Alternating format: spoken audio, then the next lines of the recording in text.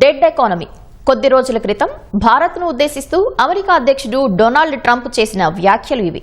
Trump ఈ మాటలు అన్న కొద్ది రోజులకే టెక్ దిగ్గజాలు భారత్లో 6 లక్షల కోట్ల రూపాయలకు పైగా భారీ పెట్టుబడులను ప్రకటించాయి. ఆర్టిఫిషియల్ ఇంటెలిజెన్స్ కోసం సాంకేతిక నిపుణులను అందించే కేంద్రంగా భారత్ మారనుంది. టెక్ దిగ్గజాలకు అమెరికా తర్వాత భారత్ అతిపెద్ద ఆదాయ వనరుగా ఉండనుందని, అనేక డేటా సెంటర్లకు నిలయంగా మారనుందని టెక్ నిపుణులు తెలిపారు. అమెరికా అధ్యక్ష పగ్గాలను రెండోసారి చేపట్టినప్పటి నుంచి భారత్కు వ్యతిరేకంగా డొనాల్డ్ ట్రంప్ అనేక నిర్ణయాలు తీసుకున్నారు. రష్యా నుంచి చమురు కొంటోందన్న కారణంతో అమెరికాకు భారత ఎగుమతులపై సుంకాలను ఏకంగా 50% చేర్చారు. భారతీయులు ఎక్కువగా దరఖాస్తు చేసే H-1B వీసా ఫీజును ఏకంగా $1,00,000 పెంచారు. అంతేకాదు భారత్ డెడ్ ఎకానమీ అని ఎగతాళి చేశారు.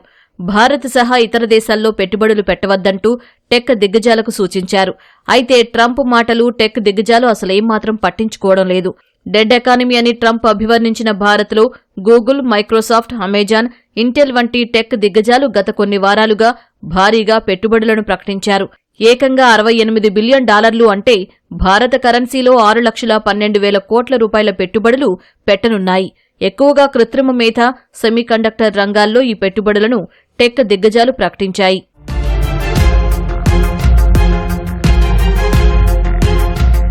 అమెరికా అధ్యక్షుడు డొనాల్డ్ ట్రంప్ సొంత వ్యాపార సంస్థ Trump media and technology group కూడా తెలంగాణ ఫ్యూచర్ సిటీలో 1,00,000 కోట్ల రూపాయల పెట్టుబడులను పెట్టనున్నట్లు ప్రకటించింది. వచ్చే 4 ఏళ్లలో భారత్లో $17.5 బిలియన్ పెట్టుబడిని పెట్టనున్నట్లు మైక్రోసాఫ్ట్ వెల్లడించింది. భారత్ ఏఐ భవిష్యత్తుకు అవసరమైన మౌలిక సదుపాయాలు, నైపుణ్యాలు, సామర్థ్యాలను నిర్మించనున్నట్లు తెలిపింది. 2030 నాటికి 2 కోట్ల మంది భారతీయులకు ఏఐలో మైక్రోసాఫ్ట్ శిక్షణ ఇవ్వనుంది. 2030 నాటికి భారత్లో $35 బిలియన్ పెట్టుబడి పెట్టనున్నట్లు అమెజాన్ వెల్లడించింది. ఎక్కువగా ఏఐ రంగంలోనే ఈ పెట్టుబడులు ఉండనున్నాయి. ఈ దశాబ్దం చివరి నాటికి భారత్లో అమెజాన్ పెట్టుబడులు $75 బిలియన్ చేరనున్నాయి. విశాఖపట్నంలో డేటా సెంటర్ సహా $15 బిలియన్ పెట్టుబడులు పెట్టనున్నట్లు గూగుల్ ఇప్పటికే ప్రకటించింది.